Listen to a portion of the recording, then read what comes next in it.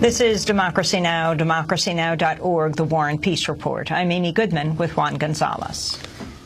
We turn now to one of the countries where NSA leaker Edward Snowden is seeking asylum, Ecuador. The country's president, Rafael Correa, said Ecuador cannot process Snowden's request until he reaches Ecuadorian soil or one of its embassies. Correa recently reported he received a call from Vice President Joe Biden urging him to reject Snowden's asylum bid. What a difference between Vice President Biden and those poorly raised congressmen and senators threatening the country. It was a very friendly, even cordial conversation. Of course, we discussed the topic of Snowden, for which he communicated a very courteous request from the United States that we reject asylum. I told him what the Ecuadorian position is. Vice President, thank you for your call. We very much appreciate the United States. We have not gone in search of this situation. We are not anti-U.S., which is what certain negative-thinking members of the media have said.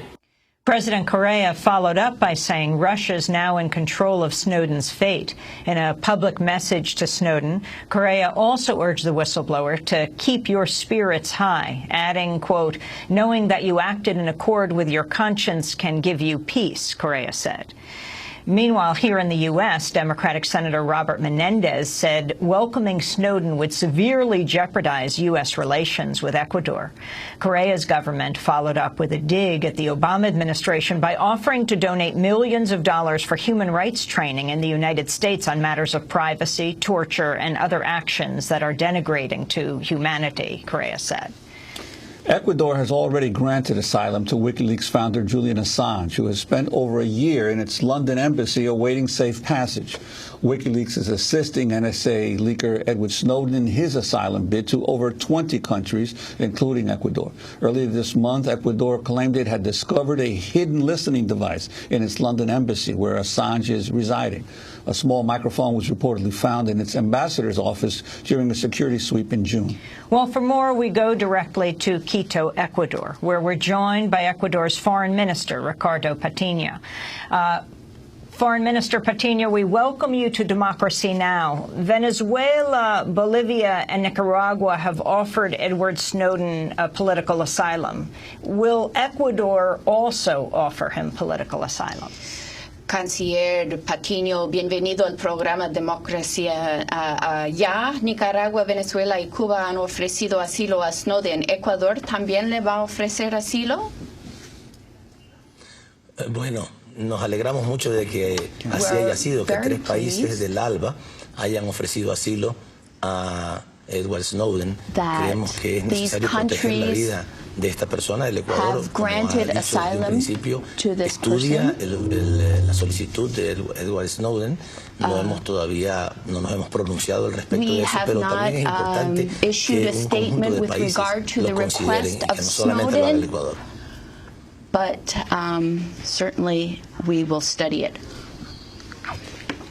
We're talking to Ecuador's Foreign Minister, Ricardo Patiño. Juan? Foreign Minister Patiño, your reaction to the bugging devices that were found in your embassy in England? Canciller. Canciller Patiño, su reacción a el equipaje que se encontró en su embajada en Londres. Bueno, es lamentable que el espionaje siga siendo tan descarado en todas partes del mundo. Además de esta violación masiva del derecho a la confidencialidad y a la intimidad de las comunicaciones y de las conversaciones, que lo conocemos a través de las denuncias del señor Snowden. Resulta que hemos encontrado un micrófono en la sala en donde nuestra embajadora en Londres recibía a sus invitados y en donde me iba a recibir a mí en los próximos días. Así es que, bueno, hemos pedido al gobierno británico que colabore con el Ecuador en la investigación para saber exactamente quién estaba recibiendo la información que de manera ilegal se obtenía desde la embajada. What information has been obtained with this hidden microphone? And Foreign Minister Patiño, also the recent events that occurred with President Evo Morales when his plane was was not allowed to pass through the airspace of several European countries. What has been the reaction in your country and in Latin America to this affront to the Bolivian president?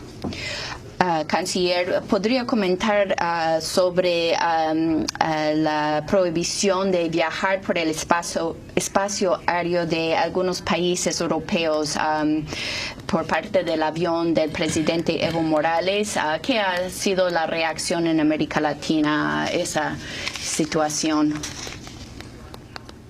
Ha habido una reacción muy fuerte, muy contundente de toda there has been a very energetic no solamente de cada uno de los países, sino también del secretario general de la OEA.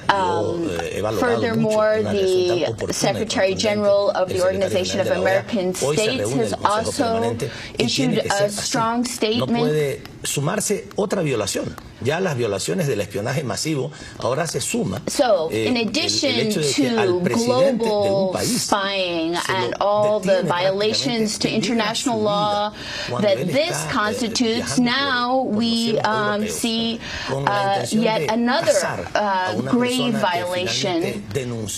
Esta flagrante violación masiva. It's really a flagrant violation, and so what we're seeing is a snowballing of violations of international law, and there has been no explanation que ya se deje de of this violation. A las personas o a los países que en forma absolutamente legal y atenidos a las normas internacionales pueden ofrecerle asilo al señor norms of international law are being completely discarded.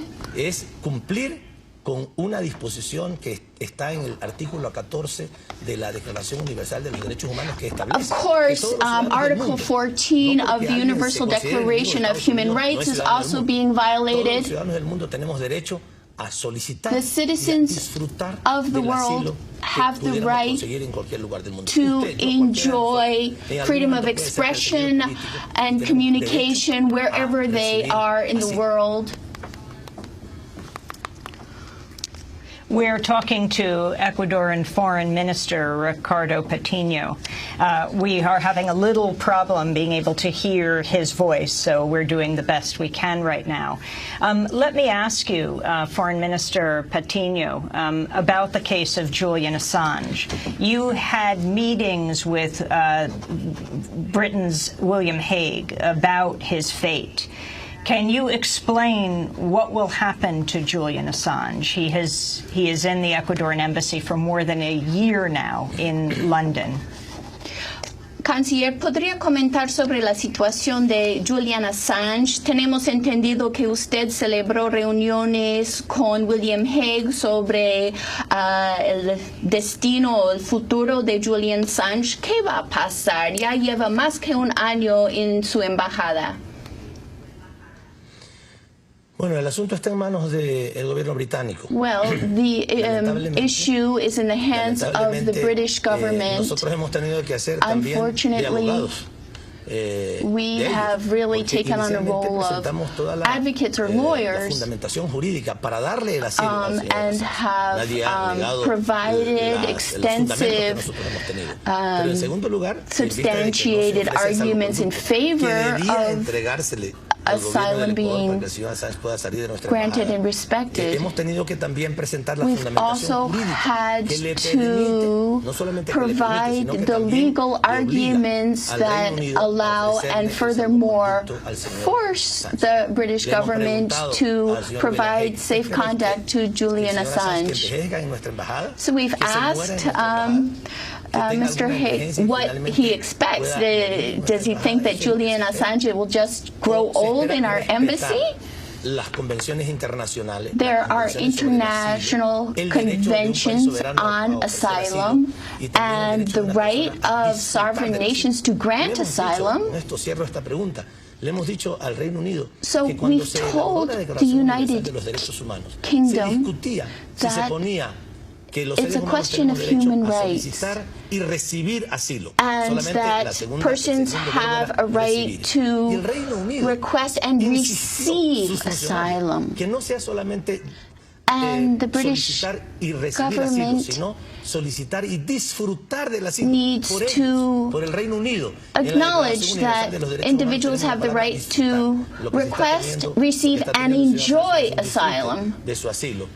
So Julian Assange by no means is enjoying the right to asylum. He is suffering, and his rights are being violated daily. This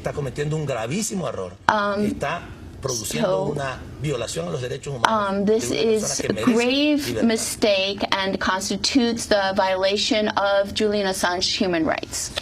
Foreign Minister Patiño, to follow up on the Assange matter, could you share with our audience here in the United States some of the substance of the conversation between Vice President Joe Biden and President Correa?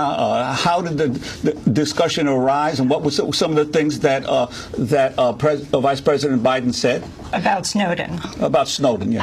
Canciller, ¿nos podría comentar un poco sobre la conversación que el vicepresidente Joe Biden celebró con el presidente Correa sobre Snowden? ¿Qué fue el contenido de este intercambio? Bueno, solamente de manera indirecta, el presidente Correa lo ha dicho públicamente. President Correa has made statements publicly with regard to that exchange. Vice President Biden asked President Correa not to grant asylum. And President Correa pointed out that the U.S. has not complied with its obligations to extradite corrupt bankers to Ecuador, and that caused a very grave financial crisis. So President Correa reminded Vice President Biden that that was the case. Sometimes it's important to remind each other of such matters. And secondly, of course, we respect the opinions of the United States with regard to the asylum request of Snowden, but Ecuador will exercise its sovereignty in evaluating the asylum request. Suffice to say that it was a cordial exchange, and President Correa highlighted the cordial nature of the call, but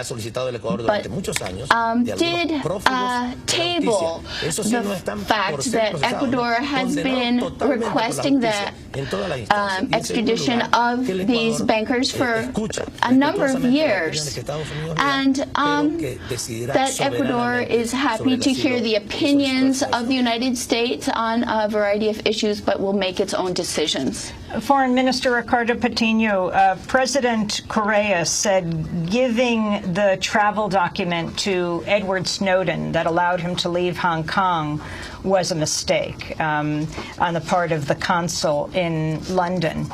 Does he still feel that way? And why is it that Nicaragua, Venezuela, and Bolivia have outright offered asylum, but Ecuador hasn't, which I think has surprised many since it did grant political asylum to Julian Assange?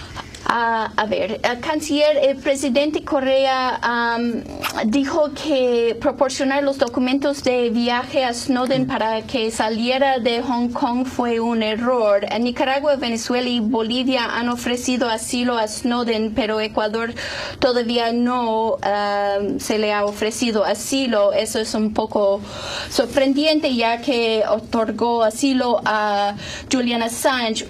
¿Por qué está la situación así?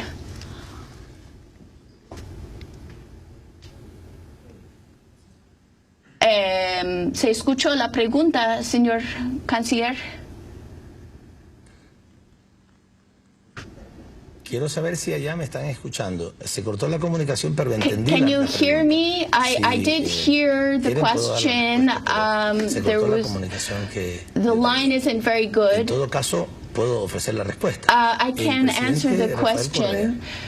President Correa said that it was a mistake of an official to have provided a safe conduct without requesting his higher-ups permission to do so, but he didn't say that it was a mistake to do it in and of itself. It was just a question of procedure that was mistaken. And es fruto de una persecución política. When y cuando una persona a person is persecuted politically and their security is at risk, we need to priorizar eso, salvar la vida give de las personas. priority to saving the life of the person that's being persecuted. Sabemos por la CIA en América Latina durante mucho tiempo, en Chile, en Argentina, en Uruguay, personas no tenían salvoconductos, no tenían pasaporte, no tenían nada.